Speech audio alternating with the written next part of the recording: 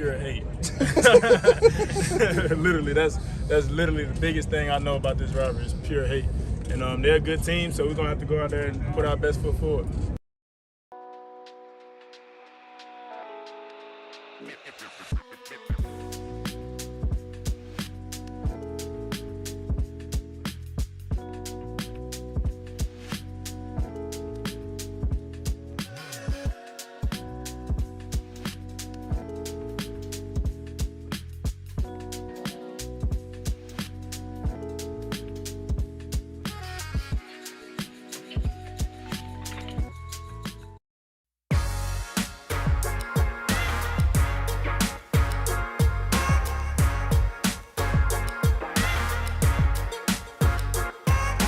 Happy Tuesday and welcome into the PHNX Sun Devils show, of course, presented by Branded Bills. Make sure you head to brandedbills.com and use that code BBPHNX for 15% off your first order. Today's show also presented by Captain Morgan. Make sure not to miss the Captain Morgan Ship Wallets in Arizona from November 23rd through November 29th. I'm Anthony Totri, joined as always by Chicken Little himself, Erik Ruby. We got the deli man behind the Mac making all of the magic happen. Hit that like button, hit the subscribe button, drop a 5-star review wherever you get your podcast. Just a few short days until that Territorial Cup.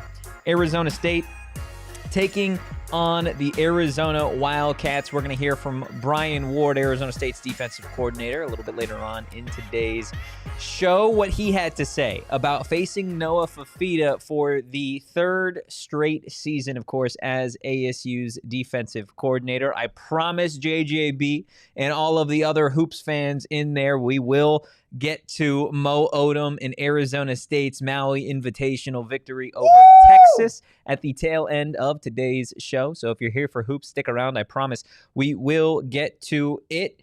But Rubus, we are just a few short days away from that Territorial Cup. How are we feeling? I'm feeling great. I'm feeling the hate, either that or I'm feeling lightheaded from the potential gas leak that's in here right now because it does smell funky. It does smell funky, It smells funky. But I'm feeling good, man. I'm riding high off of getting revenge for the Peach Bowl last night and taking down Texas. We'll get into that later, but I'm pumped about Friday. I know it's like, okay, two good teams. I guess ASU fans should technically be a little more nervous about this game than last year, but like, I feel good about Friday. Yeah, what I will say in today's practice and this week's practice is a little different in terms of our reporting guidelines.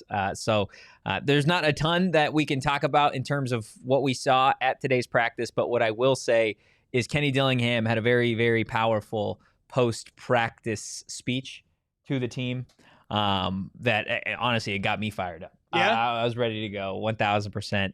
And again, I feel very confident that Arizona State is going to find a way to get the job done. Heard from Jordan Tyson post-practice. He was kind of asked about it because he was obviously a part of this team in 2023 when the Sun Devils did go 3-9. Didn't play a ton, still recovering from that knee injury that he suffered at Colorado. So he was asked about it, and his response was, well, it's 1-1. We got to break the tie somehow. You heard from Jeff Sims in the cold open that this rivalry is just about pure hate. Right? It really is a very hate-filled rivalry, which is ironic that the game takes place a day after Thanksgiving when it's all about, what are you thankful for? I'm thankful for hate this year. Yeah, I mean, at this point, you're thankful for hate every year when it comes to Arizona State and Arizona. For me, though, I do want to focus more on the Arizona State offense, the Arizona State defense going up against that Arizona offense, because this is an Arizona offense that, in reality, I don't know how many people expected it to be doing what it's doing, especially this late in the season. But when you look at specifically the quarterback position, outside of Josh Hoover and Sawyer Robertson, who have just put together marvelous offensive seasons, Noah Fifita has been one of the most productive quarterbacks in the Big 12 in 2025. I feel like a good chunk of it has to do with the fact that he is a veteran in college football at this point. And then, Erik, I think given what we saw last year from the Wildcats versus now, I think you got to tip your cap to O.C. Sadeghi and what he's been able to do with this offense. He might be the most important coordinator or the most important coach on that team. Like, he has come and completely unlocked Noah Fifita to the level that I know a lot of Arizona fans were very adamant that he could get to again after a down season last year, despite having a T-Mac, right? Last year, it was a lot of, F it, T-Mac's down there somewhere, let's throw it to him, which ironically has been some of what Arizona State's offense has been when Jordan Tyson was in the game for the first half of the season. But this year, it's been a lot more spread out. I think they've certainly still had their problems as far as continuing to give some people the targets that they deserve. But overall, you can't argue with the production. You can't argue with the statistics. Noah Fifita is, the second best quarterback that ASU has faced this year? I guess I know. Well, who? I would say the Robertson third. I would say the third. Yeah. In terms of offense, though, For some reason, I forgot that they played Sawyer. It's just so. I mean, you weren't. I guess I wasn't there. So banger of a game though. Never happened. You're right. You're right. Never happened while you were here. But again, you look at the way that Fifita has kind of spread around the football. It's something that I feel like as long as Fifita has been at U of A, they've had like a singular target. Right. We talk about Territorial McMillan a lot. Down night though for him and the Carolina Panthers. Just going to throw that out there. Won me a fantasy matchup. But he scored. He scored. Yeah, I still won though. I know. He dropped some passes though. He did. He looked like an Arizona Wildcat pretty much through and through. Talented wide receiver though, nonetheless. In terms of spreading around the football, Noah has been a lot better, I think, this season. Getting the ball to Chris Hudson, Javen Watley, not to be confused with Justin Watley, no relation there. Not spelled the same. No, not even close. But those two have been wide receiver 1, wide receiver 2 most of the season for Noah Fifita. And then in terms of like what Noah has done all year long, just taking a look at the actual numbers here, over 2,600 yards through the air, 25 touchdowns, completing about 64% of his passes, just 5 INTs. But this is the big one. He has been sacked 26 times this season. The only team that has allowed more sacks than U of A in 2025, Erik, is Colorado, and we know Arizona State really got after Julian Lewis in that game. In the Big 12, right? Yeah, in the Big 12. I was like, what? No, you're right. In the Big history 12. of the sport. In the Big 12, no team outside of Colorado has given up more sacks than U of A. Now, Arizona State does fall third on that list. But in terms of what we've seen through the air from this Wildcat offense, it is certainly, I want to say, the most complete offense that ASU has seen under Kenny Dillingham. Yeah, for sure. I mean, this is an offense that certainly has its weaknesses, but has maybe the strongest strengths that ASU has seen in Kenny's time here.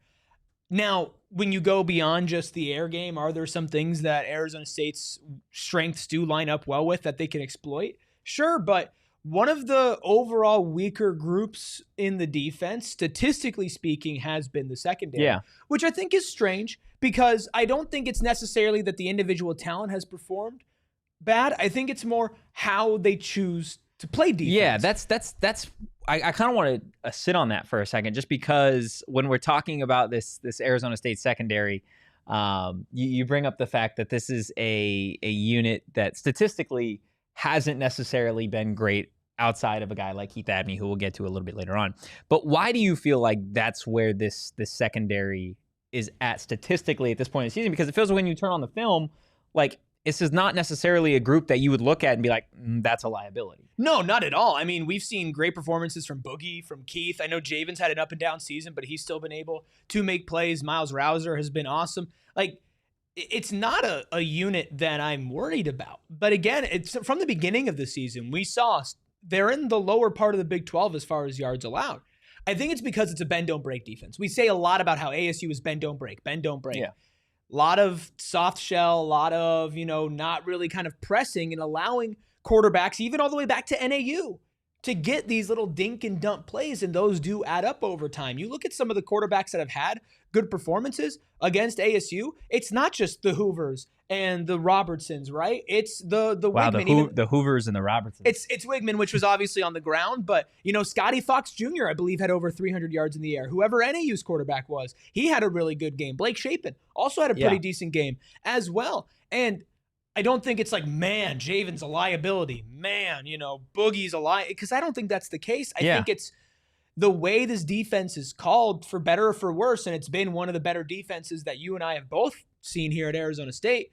allows quarterbacks to pick up yardage, but it doesn't always lead to points, which I think is what the impressive and, of course, most important part of this defense is. Yeah, Parker brings up the point that I want to get to. Could those chunk plays be skewing the third stats? and long 80-yard touchdowns? Not just that, but this has been a defense that to this point in the season has been susceptible to, I don't necessarily want to say lazy plays, but just lapses in coverage, right? Yeah. Complete blown coverage. And this is something that we saw really early on in the season, specifically against a team like Mississippi State, right? We all know how that game ended. Blake Shapen takes the top off, whatever. ASU loses for a variety of reasons. But like, this is a defense going back to week 2 where you do have a couple of plays, right? I feel like we get to post-game shows and we're sitting there talking about, man, they did this, they did that, they did this, and it was all well, but man, there's a 60-yard touchdown, right? It's not like Arizona State's defense is giving up full-blown 12-play, 7-minute touchdown drives. That's not how it's been to this point in the season. In all honesty, it feels like it has been a lot of like, okay, we are getting ready to get off the field, and all of a sudden, boom, they hit us for a 75-yard touchdown. I think that's kind of the thing, not just a 75-yard touchdown, but I do think one of the weaknesses that we've seen, and again, we talk about how it's either called defensively or the guy's making a play, it has felt like in a lot of third down situations, even beyond like the West Virginia 3rd and 27, 80-yard touchdown, right? It's felt like all these big conversion and these big moments when ASU defense is getting momentum, they always come in pass plays. Now, part of that, of course, is when you're in 3rd and long, you're not going to be running the ball or doing anything in the intermediary. But it has felt like, oh, man, ASU's defense, we got good momentum going here. And then all of a sudden, bang, 15-yard completion, 20-yard completion, right? I do think that's been a negative trend for this team so far, and I can't just put that on, oh, well, they play some soft defensive coverage and allow guys to get in their rhythm, because in 3rd and long that guys are going to throw the ball. So except for those 80-yard touchdown plays were not that. I do think that's been one of the weaknesses is you have a chance to get a kill shot. You have a chance to shut them down on 3rd and long. And a lot of times these quarterbacks have found a way to convert and at least extend their drive. Now, when they get into the red zone, ASU's defense has been fantastic. Really, really good. At least, like, I don't know statistically. I guess I could look. And it feels like it's been a good red zone defense. I don't think we've ever talked about statistically the red zone defense. I think we just talk about how good they've been. Piss poor the red zone offense is. Well, I mean, think about the stat that we saw against Colorado where they only allowed 6 points off of turnovers. Well, what happens when you turn the ball over more often than not? You have bad field position. Yeah. What happens when you have bad field position? You probably end up in the red zone, right? And if you're stopping teams from scoring in that situation, I think that, in essence, is a testament to the red zone defense. But, yeah, I guess we've never really actually talked about it. If you had to take a guess, where would you think Arizona State ranks in terms of red zone defense out of 16 in the conference? So they're in a lot of low-scoring games, right? Which I think lends them to be in the top 6. I want to say, like, top 3, but it kind of feels like with the way you set that up that might be too high. Plus, they've played good competition. They haven't had a lot of these like shutouts, keep teams to below 2 scores. I'll say 5th. Deli-Man, any guesses on where Arizona State's red zone defense ranks? In the Big 12? In the Big 12. 1. Great guess. BYU is actually 1. 2. Cincinnati is 2. 3. Arizona State has the 3rd best red zone defense. And it feels like that. Honestly, watching the games, like it does feel like this group is very like offenses in terms of that bend don't break. Offenses run out of room real quick in the red zone. And there are not many groups that we've seen be able to really push Arizona State's front 4 around. There's no more indicative stat than the one we saw the other night where ASU has only 3 points off of, what was it, 10 turnovers? It was, no, through the first 10 games of the season, 6 points. The defense had only allowed 6 points off of their offense's turnovers. Hey, guys, I don't know if you know this. ASU turned the ball over a lot. Yeah. A lot. That's crazy. A lot. Yeah. And again, even in that game against Colorado, it was just 3. So through 11 games this season, they've allowed 9 total points, 3 field goals, in theory, off of turnovers this season. This is, I mean, it's a little biased, but genuinely, that's one of the greatest stats I've heard in college football. Seriously, that is unbelievable. That is an absurd stat, like in terms of like just a team defense. And we thought this defense was going to be that, right? We thought it was going to be a group that was going to be able to overall just be better than the opposition because it's a group that had been together for such a long period of time. And they've proven to be just that good. Now, it would be beautiful if they could get into a point against Arizona where we're not talking about turnovers, at least that the defense, you're putting the defense in a bad situation, right? Like the offense needs to go down the field, score, keep the ball away from Arizona, keep it out of Noah Fifita's hands. And then ultimately, I think Arizona State has a really, really good chance to win this football game. We've talked a lot in this first segment about Noah Fifita. I want to talk more about that Arizona State defense, specifically Noah Fifita's invitation to Abney Island, which is now officially out there. So we'll get to Keith Abney. I promise again, if you're here for hoops, we will talk about Arizona State's victory over Texas a little bit later on in the show. It is always horns down, and we promise we'll see you guys on the other side of this quick break. Look, no UFC card this weekend, but don't worry, you guys should still enjoy. Philly next weekend. Huh? Demolish Philly next weekend. There you go. Enjoy Pure Edibles. Honestly, every weekend, turn on a movie, turn on some sports. I love how that's been your thing now. It's like UFC. It doesn't. Like, well, it's gonna be everything. For me, I'm not sure if I have more fun doing anything ever. Wow. Than watching a great UFC card while indulging in Pure Edibles. I got an idea. Tell me. Members only, diehard only. UFC watch along, Pure Edibles. I'm down. I'm absolutely down. PHNX Puffs reincarnated. There you go. Look, everybody should PHNX indulge. Ingests. Everybody of age should indulge with Pure Edibles. I love them personally, not only just because the effects are awesome, not only because they help me sleep as well, but because they taste great. Right? There are gummies out there from other companies that taste like weed, and for me, that's just, I don't like it. But I love candy, and Pure Edibles, it tastes like candy. Go find yourself some Pure Edibles products from one of the over 130 dispensaries across Arizona. Look, if you are looking for some gear to make your brand stand apart from the crowd, I have to introduce you to Brandon Bills. Well, it's not an introduction because if you're an ASU fan, you know exactly what Brandon Bills is. It's the hat that every single ASU fan is wearing on ASU game days or around Tempe. You see them on this show all the time, every single day. But when it comes to the personal brand, that's what I want to focus on, because we here at PHNX have a line of PHNX Sports Brandon Bills hats, which,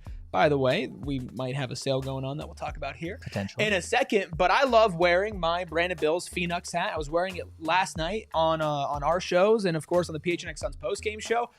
It's just such high quality. And it's not just my hat, but it's snapbacks, truckers, fitted beanies, or tees. They have you covered with performance and style. They're a local company, so check them out at BrandonBills.com. And make sure you use code BBPHNX for 15% off your first order. We are obviously a few short days away from the Territorial Cup, which also means we are a few short days from our PHNX Sun Devils post-game show live at Loco Patron. Again, about a half hour after that final whistle from the Territorial Cup, we will be live again at Loco Patron Friday, November 28th. It is going to be a banger of a show. It's going to be an absolute blast. Super excited to see Short Bus, Wes Beasy, a bunch of members there. Hope to see all the Arizona State fans in attendance, all 40+ thousand of them at Loco Patron. It's going to be one hell of a time, so we hope to see everybody there. We needed a captain in this season. We do. We absolutely we got Captain Morgan. Also, I mentioned a sale. Capitan Morgan. El Capitan Morgan. I mentioned a sale.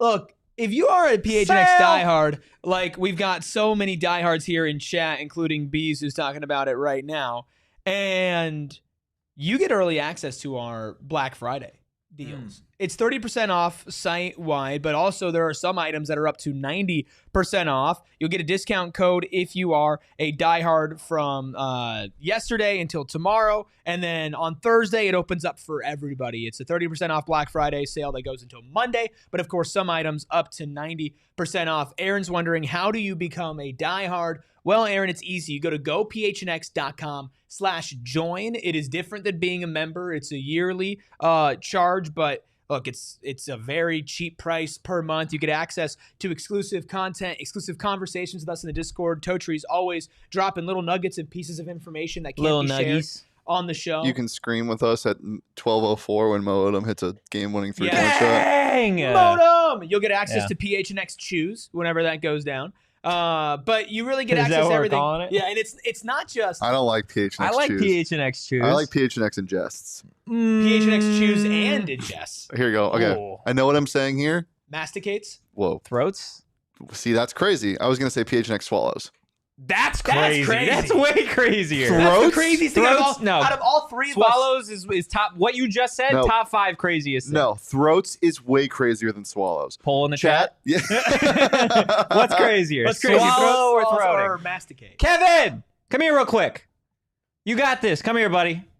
First time we got a Wildcat on the show this week. What's crazier? Go ahead. What's a crazier thing? Saying throats or saying swallows? So we're no. Any context. Suggesting something? Yeah. Yeah. Yeah. Way crazier. Yes, it's way crazier.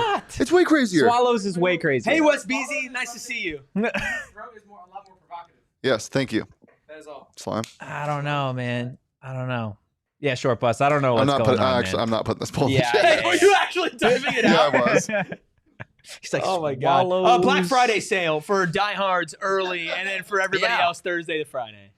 There is a whole UFC section in the Discord. I love it. The comments is just throats. Yeah, 1000%. Well, look, that's what gets punched during UFC events. Throats. Hi, Sharon. Hey, Sharon. Trying to find a way to transition into Keith Abney here. CB1's gonna swallow those passes from Noah Fifita. Nah, it doesn't work. I don't like it. It's gross. It's the day after Thanksgiving, so he's gonna gobble up. There it is. The nose pass. Finish it. Keith Abney throws the ball. So Keith Abney, CB1 for Arizona State. Obviously, this is somebody that I think we'll talk a lot about this week. Just as an individual, not only that could be playing his final regular season game at Arizona State, which is just, it's honestly disgusting for me to think about, considering we had Keith Abney on the show the day he committed to Arizona State. So to think the fact was he the one that was in his science class? I thought that was Montana. Maybe it was Ashley Williams. No, I think it was Keith. Was it Keith? Pretty sure. I don't know. We'll have to go Somebody back. was in science class. We'll have to go back. Which rocks. But Keith has been just, incredible this season. Somebody that you want to talk about has boosted their draft stock. Wouldn't expect him to get past the second round in terms of getting drafted in 2026. He's been that good.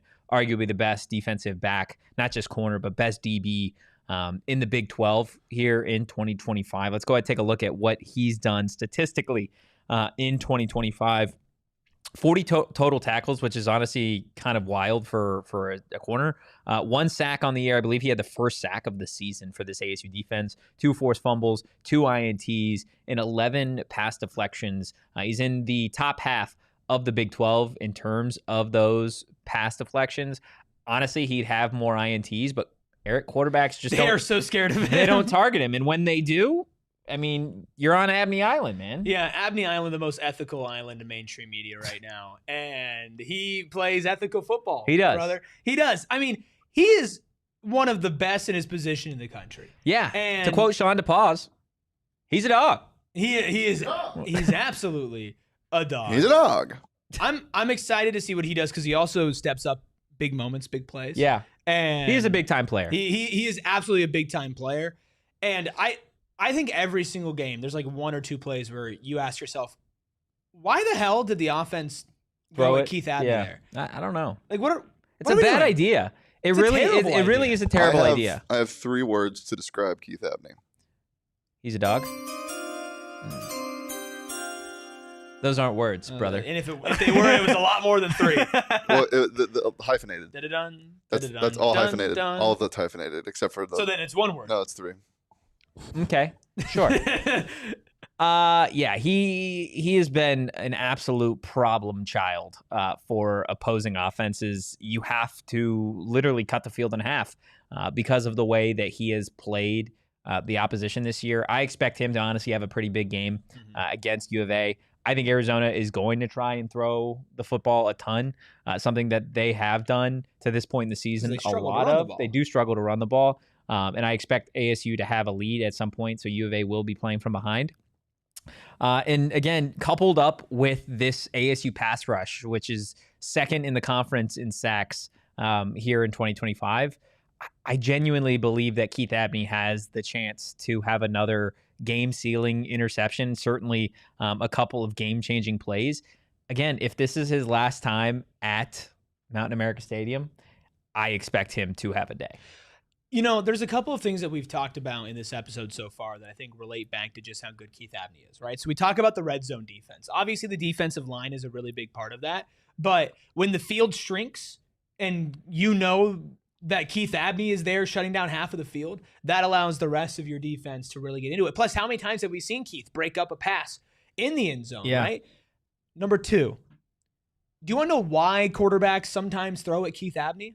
Because they're stupid? Well, yes, but part of the reason why they're stupid is because they're rushed. It's because there's a hand in their face. The defensive line is collapsing in, and they think, I got to get this ball out. There's a receiver there. They're not thinking, oh, crap, that's one. They got the lizard man coming at them. They got lizard man, so they got to throw it at Abney Island. Yeah. Look, Keith Abney might I mean, lizard man and Abney Island, they could single-handedly stop the Avengers. Absolutely. You heard Shane looks so confused. Shane gets it. Listen, man, you played a noise and said it was 3 words. He's going to play it again. Or the drum roll. No? Wow, I was really expecting the drum roll on that one, There it is. Oh, God. I think because the offensive line has struggled to stop Fifita from getting sacked. Yeah. And this defensive line is going to be able to get pressure on Fifita. I do think there are going to be some misinformed throws or some ill-timed throws. And that's all that Keith needs. It's just an inch of space to take advantage of, a half second of miscommunication or misread, and Keith Abney's all over it. I think all those things are going to come into play in at least one big pivotal moment in Friday's game. In terms of the rest of the secondary, the back end of this ASU defense, Ghost, Boogie, Javen, Kindrick, Breedlove, Nyland Green when he gets in there from time to time, what have you seen from them that makes you feel confident about this game on Friday, or complete opposite, that maybe leaves you not feeling as confident as I am about this matchup? Okay, so I feel confident, right? And again, like we said, scale of 1 to 10 on just the secondary alone, or on the game? 9. Okay, good. I feel like, here's the thing. I think Arizona's a good football team, and I think it's going to be a good game. My jellies feel real good. Real good. It might be the best my jellies have felt all season. Wow. Let's see a doctor. Yeah. If your jellies feel good for more than 8 hours at a time, consult with your doctor. Consult your local Totri. Nope. Don't consult your local Totri. Call Totri. I mean, my jellies feel great. They feel great as well. My jellies feel good, and it's not because I'm like, oh, Arizona State is just a way better team than Arizona. Yeah. I just feel really good about this game, and I can explain why, but there's part of it that I can't fully explain why. It's in the jelly. It's just the gut. It's the jelly. Yeah. No, not the gut. My gut never feels good. No more jelly. No more jelly? I'm a big jelly guy. I know, but not for we've hit our jelly quota. Ooh. We'll get back to the jelly. I love going over on the jelly quota. You can't. Yes, you can. No, you can't. You absolutely can. No, you can't. Hey, you guys want to be a couple of professionals today? No. I'm gonna end this. Hey. Shane's just pushing. He's just pushing buttons at this point, man. Shane just likes sounds. Getting back to I like this one. Confidence level in the secondary. There you go. So for overall in the game, a 9. For the secondary, I do think that the jelly quota. I do think there are some things that are semi-concerning, and we've talked about them earlier in this episode. I think what kind of settles me in is a theme that we've had with the entire defense, is that the secondary has continued to make big plays when they've needed. I think it's going to be a close game. Yeah. You'll see it in my score prediction later this week. I think this is going to be a big game. And so I'm not worried about the fact that Noah Fifita will end up having a decent game. I feel confident in the fact that when, all your chips are in the center of the table and it's time for this defense to step up, especially the secondary, I have confidence in them to make a play. Yeah, I think it will hurt. I don't expect Rodney Bimage to be in this game. He had a pretty, sad tweet if you're an ASU fan the other day. I just want to play football. Wouldn't expect him to be available for this game. You never know. But in terms of the rest of the secondary, I think it's done a phenomenal job stepping up in the absence, of course, of Xavier Alford, who didn't get the chance to play in a single Big 12 game this season because of a season-ending injury. Specifically the back end, Miles Rouser and Boogie Wilson. I'm really, really juiced to see how these two play against another aerial attack, right? Because this is a group that when Boogie first started getting game reps, like with the ones, it wasn't until really like I guess the start of conference play. So he was still just trying to get into, I think, the rhythm of it against Sawyer, against Hoover. Not to say he wasn't good, but like we saw Alford early in the year, right? So this was his first opportunity to really start. And ever since, those games, he's been a force for this Arizona State defense. I feel like this group hasn't missed a step without Alford, which has been awesome to see. So again, given the fact that this is an offense that throws it a ton in terms of Arizona, I expect Boogie, I expect Ghost, I expect Javen Robinson as well, and Keith to have a really big day. In terms of the nickel spots, Montana, Kindrick, I'm still curious to see kind of how those two look against Arizona. I think there is going to be some added pressure on those two this week, especially, again, given the fact that Arizona throws the ball a ton. Now, we don't coach Arizona State, shocker. We just talk about them. But Brian Ward, the Arizona State defensive coordinator, did talk about Noah Fifita and this Arizona offense a little bit post-practice today. So we will go ahead and kick it over to Brian Ward on the other side, though, of our you got my ass. Quick break. What a guy.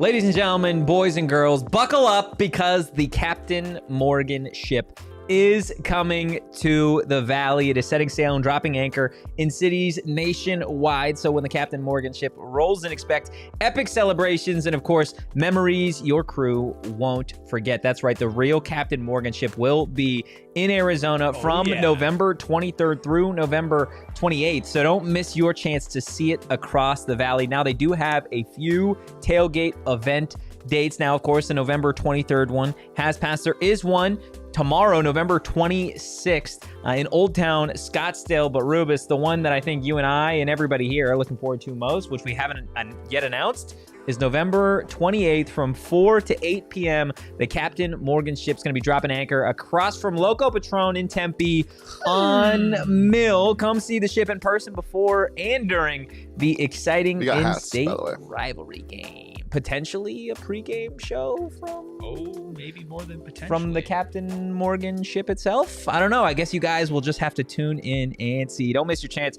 to see the Captain ship for yourself and follow them at Captain Morgan USA on Instagram to follow the journey. Look, I'm always trying to save money because who isn't nowadays? With today's economy, you got to find every way to save your change. Save that money. Why APS is the best place for you, especially because you get smart thermostats. Now look, APS could just go about their business. They don't got to tell you how much money you can save by switching to a smart thermostat. They could just let it be. But no, they want you to save money. They want you to be able to take advantage of lower cost, off-peak hours. Save that money. Just by pulling out your phone and adjusting your temperature. I could do it right now. I did it during our show yesterday. Do it, you coward. I was getting a little hot. I was getting a little high in our show yesterday. And I was like, all right, let me turn the AC on. Plus, of course, during the holidays, you want to keep every guest comfortable, but you also want to save money, and you can do that with a smart thermostat. So if you're an APS customer, visit aps.com/sale to learn how to get a new smart thermostat from as low as $0. Shipping and taxes are not included. Other restrictions apply. Hit that like button, hit the subscribe button, drop a 5-star review wherever you get your podcast. Steven, that's such a good one. It's a great comment. So good that I had to text Shane on the side and tell him how good of a comment that was. Look, we promised we have to you read guys. It for our audio viewers. Huh? We have to read it for the audio viewers. Steven, with no context, just typed out Noah Falafel Pita, which is just it's great. It sent me. Let's just go ahead. If he had an NIL deal with a local restaurant, that would have been great. This is what Brian Ward had to say about Noah Falafel Pita. It's the first year we saw him, he was, he was a freshman, but he just got better and better and better, and he had great talent around him. A lot of NFL guys and a lot of guys who are playing on Sundays right now. He was completely comfortable in that scheme. And, you saw in that 12th game and he lit us up. And, you saw him kind of take a step back. I mean, they were going through a transition as a program. And going into this year, you just see he's back, operating, in a system and having a lot of confidence throwing the ball and running around. He knows the strengths and weaknesses of this offense. And, in terms of his personnel, you know what I mean, and he plays to their strengths. And you know, you can tell he studies film and he knows different systems, and you know he's going to know it, or at least thinks he knows what what we're going to be based off of the look. So that's what we're working on all week this week is to change the pictures for him. So he's going to second guess himself. That's really the plan every week, is to self-scout ourselves and get better at doing. What we do, but showing it out of different pictures and trying to break our own tendencies. That is a Broyles Award finalist, Coach Brian Ward. Was he a Broyles Award finalist? I think that was just announced. I saw somebody say it in our chat. Really? I'll check it right now. But yeah, I mean, you can't just go in with a normal scouting report on Noah Fifita and say, business as usual. You've got to try to make him uncomfortable beyond just getting him uncomfortable by sacking him. Yeah, and I think this defense did a really solid job last week, throwing a lot at Julian Lewis, who is, a complete side note, getting redshirted and not playing. I mean, I think this coming week. That's absolutely move. Just kind of surprising in all honesty. So they threw a lot at Colorado in terms of like what this quarterback, what the quarterback has to actually visually dissect at the start of a play. Mm-hmm. So you're seeing a veteran quarterback in Noah. So I am really, really curious to see just what those types of pictures they're going to be throwing at Noah look like here. Because this is a defense that has been really, really good here in 2025 at, across the board, stopping the run, bringing down the quarterback. I think this is a group that, depending on the opponent, they've been good at forcing turnovers. Mm-hmm. Not necessarily great to the point that they were in 2024. But overall, I expect this defense maybe not to have a field day, but to do a really, really good job against a high-flying offense that, again, is already kind of one-dimensional because they don't run the football particularly well. But at the end of the day, we can talk all about this, but you got to kind of throw everything you think about this rival or about these two teams out because it's a rivalry. Well, yeah, I mean, and that's the thing. We could talk about the numbers and we could talk about what these teams statistically would be better at or not better at or what the advantage might be. At the end of the day, Ishmael Mahdi might just run all over Arizona State. I mean, I don't think he will, but hell, it's a rivalry game. It could happen. Jeff Sims could be AP National Player of the Week again and throw for 200 yards. Yeah. Right? I know a lot of U of A fans aren't really considering that. Like, Jeff Sims could not turn the ball over a ton. Right? These are all things that absolutely could happen. By the way, Brian Ward is a nominee. Yeah. The as is Danny Broyles Gonzalez. Award, as is Danny Gonzalez. I think Danny Gonzalez is going to win it. That guy took. You think he's going to win the Broyles Award? Yeah, dude. That guy took. I mean, their defense is statistically that guy took really good. A really bad defense to one of the best in the country, pass-wise specifically. He also said he has no interest in coaching NAU, which is a shame. I know. That is a bummer. That was a very funny quote from Kenny. Look, I think when we're talking about, again, this Arizona State defense, this is, in my eyes, I know there's going to be a lot of focus on ASU's offense and what they do against the Arizona defense. I'm more so in the camp that I think the game is won and lost here. I think if Arizona State's defense can really rattle Noah, which they were able to do last year, and I get it was a different offense, different coordinator, different weapons.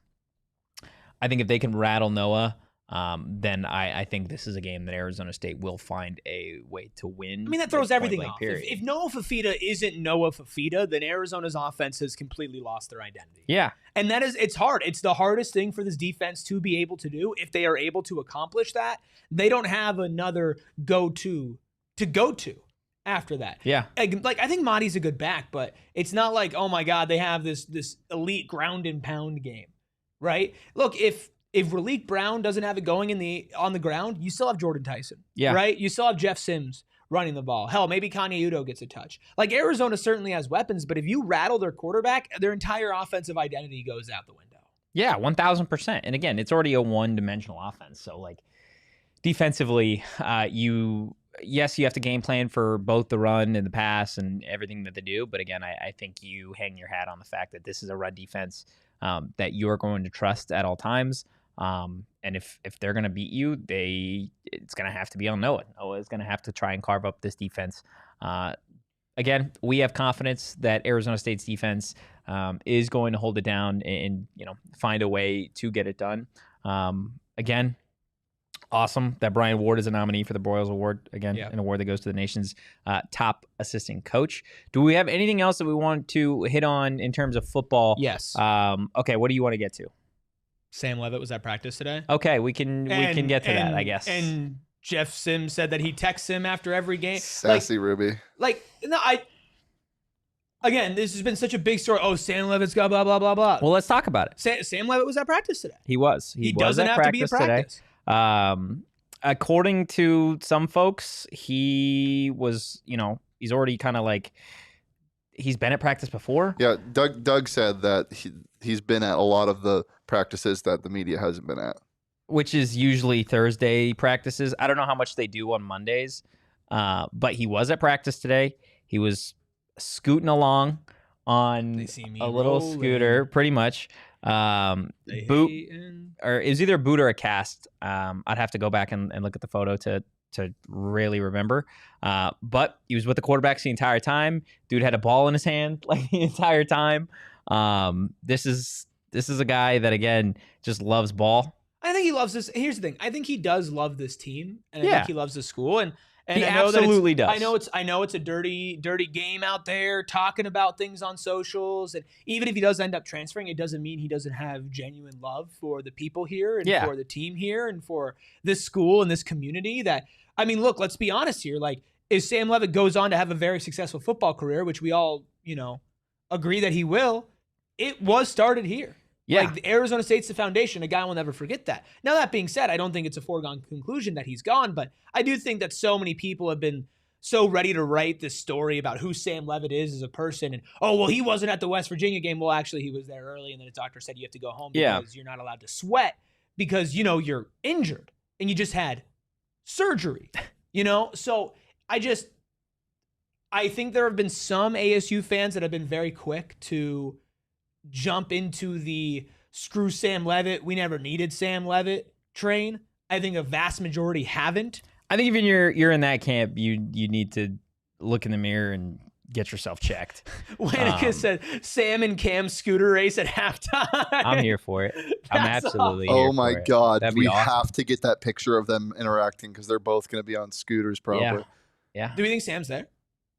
I think Sam's there. Yeah, if he was at practice today, then I think he's at a point now where he should be fine. Again, weather-wise, I think more so he had to leave the game because the doctor didn't want him to sweat in the But if he's out there today. Yeah, and again, it's not hot, right? Like that's the thing. Despite some fan bases not showing up to games because it's too hot. It's hard. For me, again, I think as it relates to Sam, it's a positive sign that he was out there today at practice, 1,000%.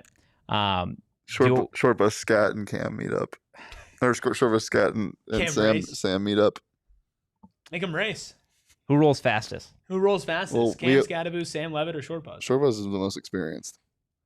Well, Short Bus also has the motorized aspect of it. Yeah, I wanted to. So I think there's like a speed limit, right? Guys. Yeah, what would the line be? Like 100 yards.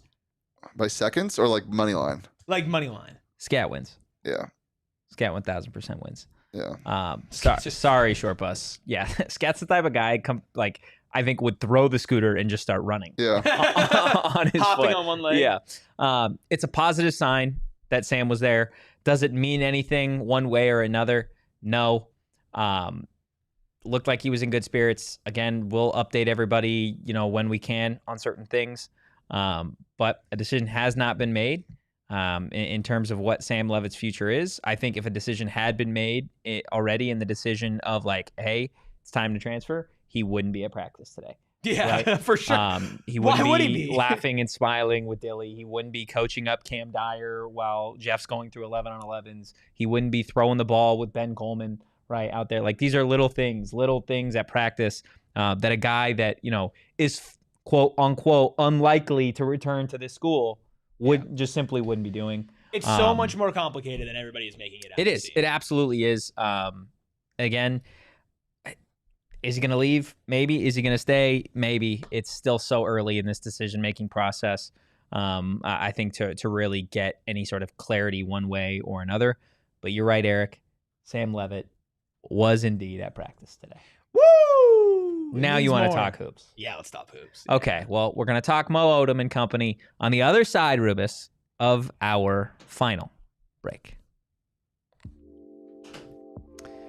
Mountain America Stadium better be jam-packed. I mean, absolutely sold out, packed to the brim on Friday when Arizona State takes on Arizona. But I don't want to spend time talking about the stadium. I want to spend some time talking about the naming partner, Mountain America Credit Union, because the reason I personally love Mountain America Credit Union is because their My Style checking account has perks just for you. So if it has perks for you, it has perks for me, it has perks for all of us. You guys can enjoy restaurant deals, mobile phone protection, telehealth access, identity protection, loan rate discounts, offers on travel and events, and guess what?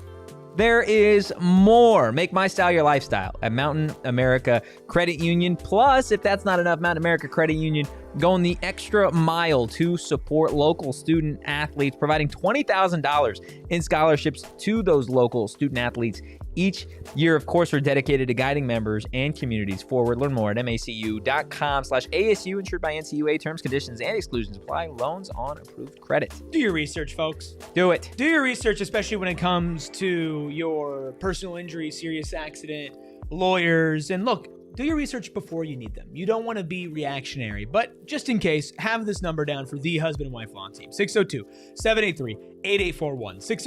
602-783-8841. Get you a law team that lets you access an attorney at all times. A law team where the husband and wife law group actually goes to trial, and they're 100% dedicated to injury and wrongful death, and they'll make you guarantees. You can't guarantee the outcome of a legal case, but they guarantee that you can cancel your fee agreement at any time for any reason. You'll receive at least as much in your pocket as they receive for their fee, even if they have to reduce their attorney's fee to do so. You may speak with one of their lawyers as often as you choose, whenever you would like to discuss, and they will tell you straight up the strengths and the weaknesses of your case. If you've had a serious injury or want to be prepared, call the husband and wife law team first at 602-783-8841 or visit their website at the link in our show notes and tell them PHNX sent you. Do the thing. Hit the like button. Hit the subscribe button. We apparently, JJ says there's a huge JJB announcement coming up after the break. What do we think, JJB? It's probably Moe Odum. I think maybe he's going to become a diehard. You think?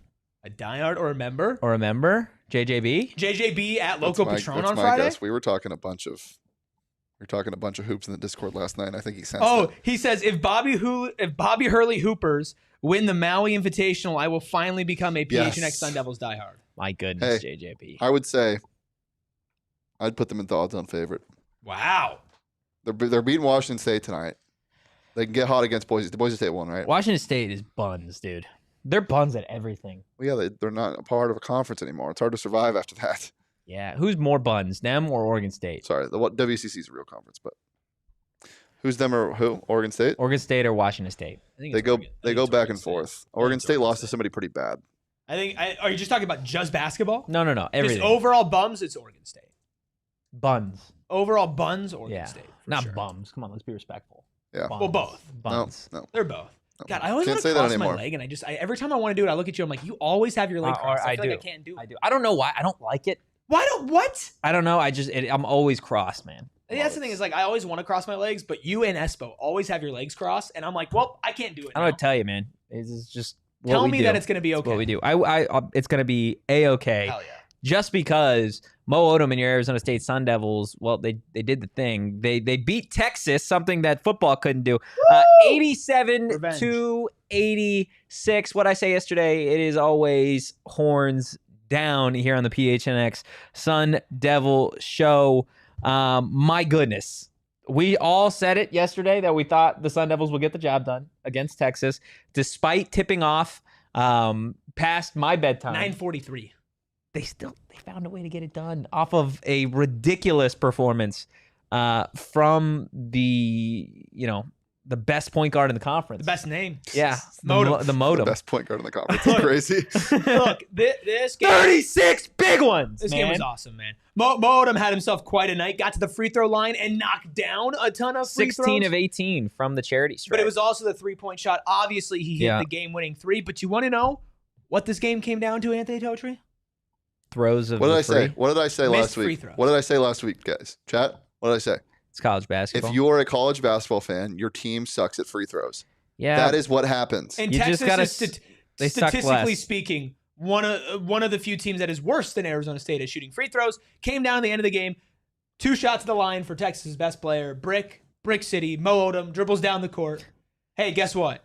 In your face. 3. ASU up. They get a stop. I mean, this was a really weird game. There was over a foul called per minute. That's gross. Which is just so gross. At 9:42. Yeah, I mean, it ended at like 12:10. Yeah, I was long asleep. And Jop had 4 fouls for a lot of this game, was in a lot of foul trouble, but he still Jop had 3 fouls for a lot of the game, and then he subbed in, and Sean Miller's psycho ass immediately called him. I don't think it was a Spain pick and roll. I think it was just they just lobbed it over the head to. I don't respect him anymore, so I'm not going to say his name correctly. They're big, tall European man, and he drew a foul, and it was a foul, but it just like that. That's what Sean Miller always did to ASU. Just always schemed, always outsmarted that team, and he didn't do it last night. God, it was good to be on the other side of it. Jop with the steal to close things out at the end of the game, and that's the thing. Steal, right? well, I mean, in quotes, but he just fell. But still, he did have a big bucket at the end there. That post turnaround. It was good defense. I'm not saying it's not good defense, but he did slip. So with all of these things, it is time for Love to Play, of course, brought to you by our friends over at Arizona Lottery. Make sure you play and gift today. Across the board, gentlemen, what are we going as our play of the game? I mean, it's got to be the 3, right? It's got to be the Modem 3. I mean, somebody plug that router in. Modem from behind the arc. There you go. Bang. Connected. It was gross, dude. It was a nice 3. He's taken some nasty threes. He has. Let's be honest. Shouldn't have gone in. It was the way that he was moving that game, but it was also a good look. Like, yeah, he was open. He stumbled, then for some reason spun off the screen, and they went underneath. And I wouldn't have wanted anybody else to take any other shot. Like a Moe Odum. I would have liked a Jop under the basket. No, honestly, with the way that Moe Odum was playing, Moe Odum had to take that shot. You live with the ball in Moe Odum's hand. Yeah, I guess that's 100% fair. Chat, let us know what you guys think was the play of the game. I feel like it's pretty obvious. It's got to either be the 3 from Odum or the last second defense by Jop. Maybe you could argue the missed free throws. I mean, that was big time too. JJ asked, "What do we have to do? Who do we have to talk to be able to show plays from the game?" The Big 12? No, big basketball. Big basketball. It's just not going to happen. Yeah, you got to talk about big. We like having a channel. Yeah. By the way, almost 50,000 subscribers. Huge. By the way. Huge. Absolutely huge.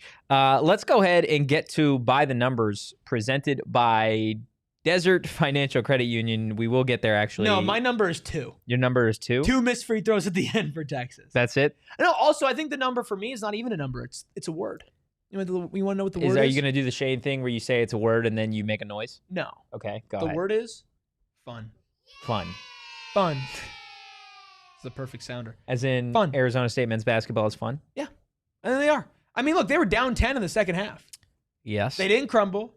They fought back. I mean, you got guys with the name Pig diving on the floor, hurting his shoulder, and then checking back into the game. That was scary. Just oinking up. He literally just stands up. He's not moving his arm, and Shane and I are texting each other like, "Oh crap!" Well, and then he checks back in the game. So for those of you who weren't watching, and that's okay because it was late, he dives. This was like this felt like it was over. No, he dives. Oh, okay. Yeah, active. He dives to go get the ball, hits his shoulder hard on the ground and on the scorer's table. Disappears under the scorer's table because it's not like a electronic one. There's like it's just basically it's basically just a plastic table with a tablecloth on it, and he doesn't get up for like 30 seconds. Like so they have to stop the play, and they give up a bucket to then go down by 2 or 4 at that point, and it's because it was a 4-on-5, so it just felt like it was over. Pig Johnson was hurt. You were cooked. Season was cooked. Yeah, and he came out for like a play. 2 plays and then came back in. Love that. But he literally was underneath the scorer's table with his feet sticking out like the Wicked Witch of the West. Oinking. In pain. Oinking. Tying a shoe. Yeah. Something along those lines. Probably just being like, ow. Yeah. For 30 seconds.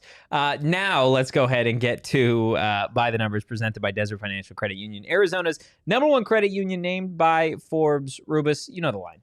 The only number that matters is that final score. I've been using your line on Suns. Arizona State comes out on top over those stinky Longhorns, 87-86. Now, that was the final score despite Texas outshooting ASU from the floor, 55% to 48%. Now from three-point land, different story. I mean, flip of a coin for ASU, shooting 50% That's the from Moe Odum effect. 32% for Sean Miller's Stinky Longhorns.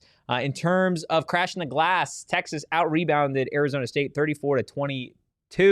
Fast break points, I mean, just 4 for the Sun Devils, 23 for Texas. It's crazy. Turnovers forced, though. ASU every single night feels like they're forcing more turnovers than their opposition. 19 forced turnovers for the Sun Devils, 11 for Texas. I feel like just looking at these numbers, like Arizona State has no business winning this game. The fact that you forced 19 turnovers and you scored 4 fast break points is objectively hilarious. Objectively hilarious. 19 turnovers to 4 fast break points. Unreal, you know what happens man. Usually after most turnovers? You get belted. Well, you go on a fast break. Well, yeah. By the way, great comment in the chat from AZ Lobster saying, was that pig in a blanket? That's a good one. Also, I mean, look, you look at the numbers. A lot of food talk in the comments. Shooting 50% from 3, especially in college basketball, and getting to the free throw line and hitting your free throws, you're going to win a lot of those games. That's what this game really tells me is the fast break points, only scoring 4 and coming out on top somehow. You look at like where did they beat them? What happened here? And I think the simple answer is they were just better down the stretch, which is awesome. Texas was up 9 with like 3 minutes to go. Then there was a couple of crazy swings. There was it could have even been a crazier swing with Moe hitting a 3 to cut it or they were down 6. Moe hits a 3 to cut it to 3, and then immediately Bryce Ford gets a steal, kicks it to Moe, and he almost hits a 3 to tie it. There was just so many pockets of this game that ASU was being outmatched, whether it was the offense, whether it was size, whether it was rebounding, but they were just the better team down the stretch. They have a true leader in Moe Odum. Yeah, they do. They have a true energy guy in Pig Johnson. I think the thing that's going to kill this team if it doesn't improve is the forward play, because it has been so damn disappointing. Marcus Adams Jr. was iced out of the game last night. Yeah. 2 minutes. Rightfully so. Yeah, he's been bad. Unless he got hurt that I missed it at the start of the game, but I don't think he did. 7 minutes, didn't record any stats except 2 boards. Yeah, Santiago Truitt. He's been solid. Really good rebounder. Offensive production hasn't been good. 4 fouls. Andre Gerbevich. Oh my God. He's been one of my least favorite watches. I'm sorry. But if he's not hitting his 3, what is he doing correctly? Defensively, he's not great. Offensively, he's not moving a ton. That's the thing that's going to kill this team. When you need, especially when those guys aren't being able to step up, you need Jop to have a better game than what he had last night. Yeah. And Jop again, he got Sean Miller. Second game in a row though that he's been getting for sure in foul trouble. But that's what good coaches do. They know. Look, he's a young guy with a body that's not fully grown into yet. Yeah, me either. He'll figure it out. Yeah. I mean, that's the thing I'm most concerned about because this team has awesome guards, but what have I said this whole year? They're undersized. Yeah. And Moe Odum, like last night in the first half, I was telling Erik, I'm like, oh, this is what I was talking about with Moe. Like he's a small guy. He's got a small frame. When he plays up against big guys in the Big 12 or the SEC, like in this case, he might be outmatched, and he was for a bit. But I was proven damn wrong. Did you see his post game interview with Andy Katz or with with Katz? Yeah. Where he was, I think he had asked him like what was going through his head at that point before he took that last shot, and he's like, in that situation, you can either make the crowd go, oh, or you can make him go, ooh, and he's like, I wanted to make him go, ooh. No epitome. Like, damn, that was hard. He's the best. He's got great quotes, man. He does. Yeah. He really does. So we got to find a way to get the Modem here on the program. Yes, Deli Man. Shout out Alan McCabe as well. Not a great, no eye-popping stats, but he had to play some really big minutes. Was awesome defensively.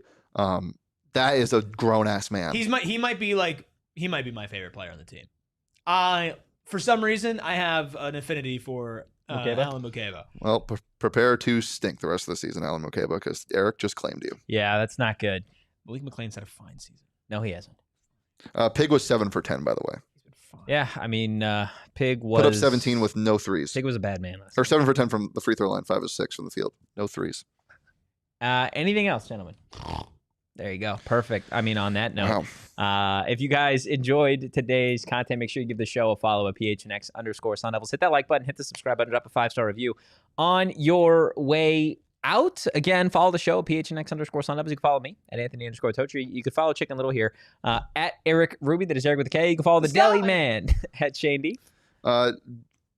Just enjoying Feast Week as all of you guys should, as always. NC State, Boise State on right now. That is the game that you want to watch if you're a Sun Devil. And we will see you guys tomorrow, same time, same place. In the meantime, go Devils. And peace. We all silly like the mayor.